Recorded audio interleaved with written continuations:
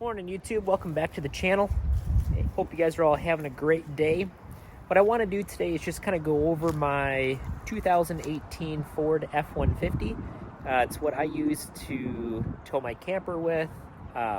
Use it obviously every single day for work. I do a lot of driving. Right now I'm putting out about 35,000 miles a year for my job. So I get very familiar with my vehicles very quickly because I'm in there all the time. But I want to do a quick video here and kind of go over what my truck is and some of the things that I've done. And that way, if you guys have any questions or whatever, you guys always can reach out to me. So without further ado, this is my truck. So again, this is a 2018 Ford F150. It is the STX package. I think that STX package is a fairly nicely equipped vehicle without spending so much money. Again, with how many miles that I drive, I trade vehicles in every roughly 4 to 5 years. So it doesn't really make much sense to lose all that depreciation, at least in my opinion. But this gave me a lot of things that I really liked in the trim level with the Sync 3 and the Apple CarPlay and that kind of stuff.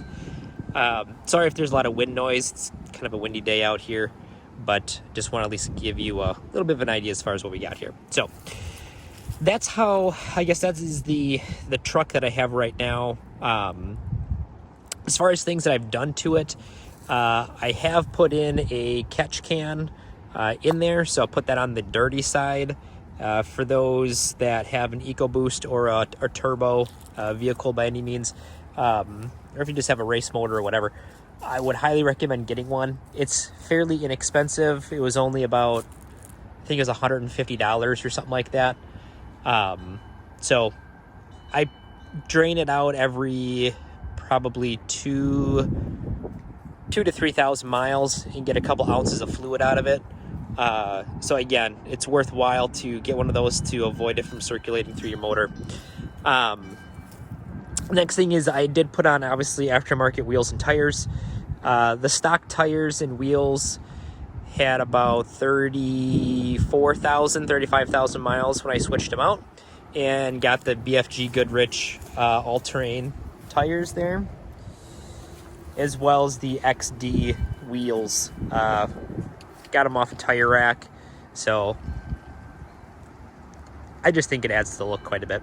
But that is the wheel and tire setup. I do have running boards. I put those on aftermarket. Got them off of Amazon. I honestly don't remember what the name brand of it was, but they're aluminum, and they're, I don't know, they just seem to be like the right look and size that I wanted for my truck, since this truck didn't come with a running board or anything like that on it. So I added those on separately. The tow mirrors here, I only had these on because I have my camper hooked up, getting ready to go deer hunting this year. So me and the boys are going to be going in there, but these just kind of snap on and off, which works out pretty nice. But normally it's just a regular mirror. But in case you're looking at it and be like, what the heck mirrors are those? They're just ones I use for towing the camper. Kind of a fun little thing that I put on here was the 50 cal radio antenna. I'm fairly large into firearms, as you can kind of tell by the sticker on the back window there, Springfield. So I like to support my armories, so to say, but that obviously doesn't do really much of anything. It's just a little bit shorter than the big whip antenna that you would normally have on the truck.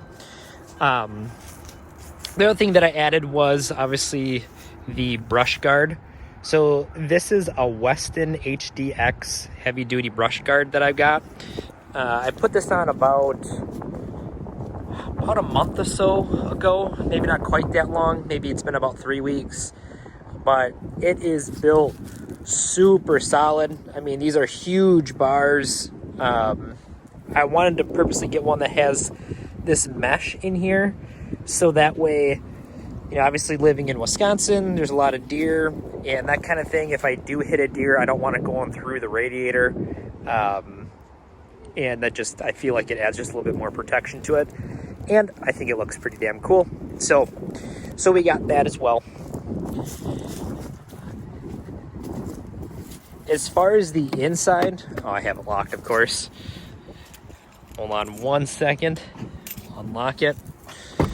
So in the inside, it is completely stock. I have not added anything to the inside. Really, the only thing that I did put in was this little liner here for when the dogs go in the back. They don't get dog hair all over the place, but that's really about it. Nothing on the inside's been changed other than the window tint. So I did tint all of the windows to match. So stock came just the back window on the back doors, and obviously the back window over here was tinted, but the fronts were not. So I got a tint to match on the front windows to the back windows. So I just think it cleans up the look quite a bit, and it really helps. It's weird to say it, but it really helps in the wintertime when you're driving. Here in Wisconsin, the sun doesn't get all that high in the sky. So what ends up happening is the sun kind of really beats down and bakes you inside. It acts like a greenhouse. So it really helps in the wintertime. Obviously the summertime it helps too, but I find it more beneficial in the winter than the summer, ironically.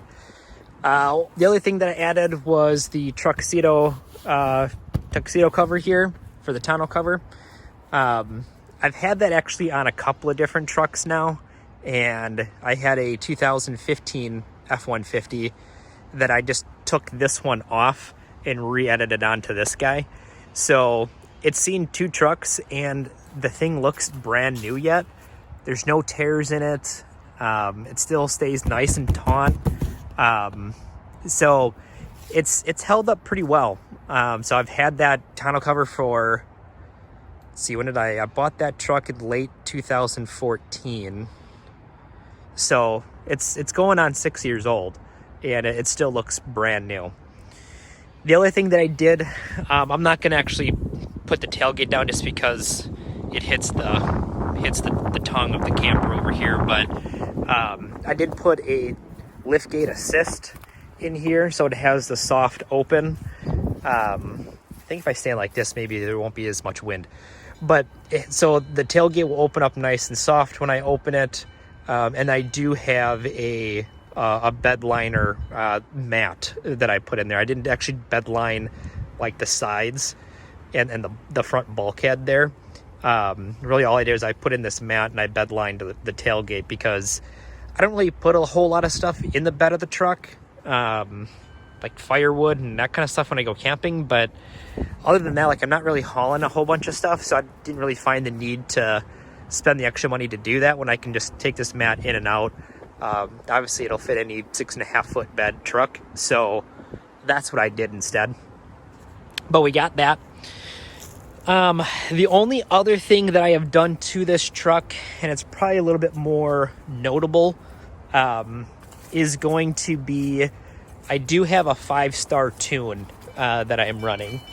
So this tune is basically, you get 3 different tunes that come in it, and that tune, I do an 87 performance toe tune, as well as an 89 performance tune, and a 91 performance tune. So between those 3 tunes, I seem to get kind of the best of both worlds. As far as fuel economy is concerned, I didn't really notice much of a difference between stock and tuned.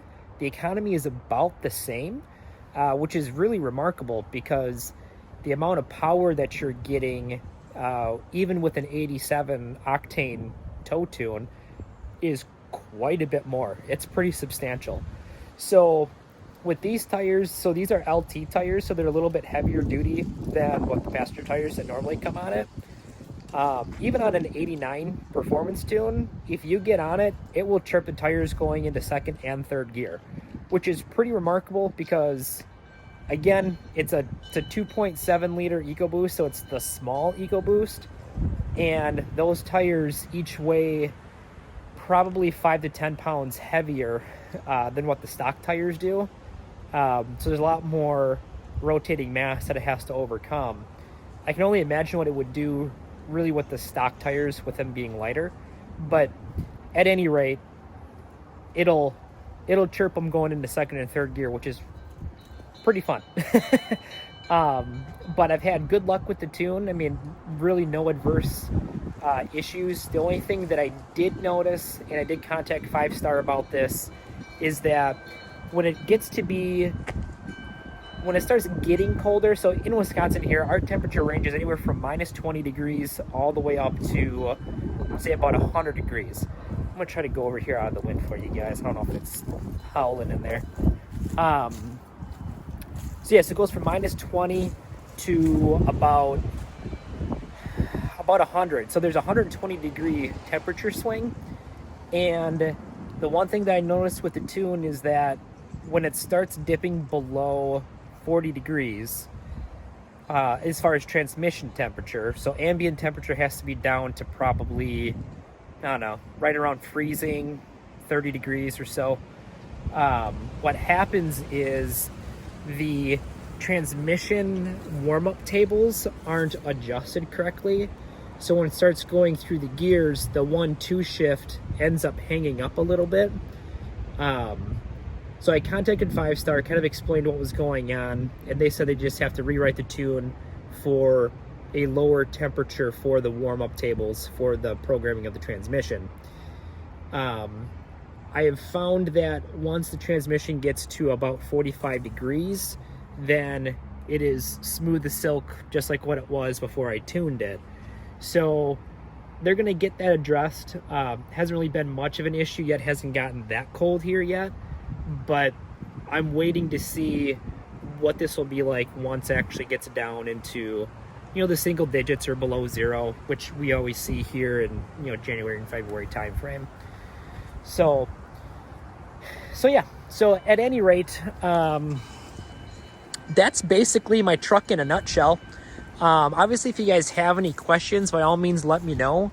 Again, just to give you some real brief stats on the truck, just in general, it's a 2018 F150 STX package. It is a 4x4, and it has the 2.7 liter EcoBoost and the 355 rear end.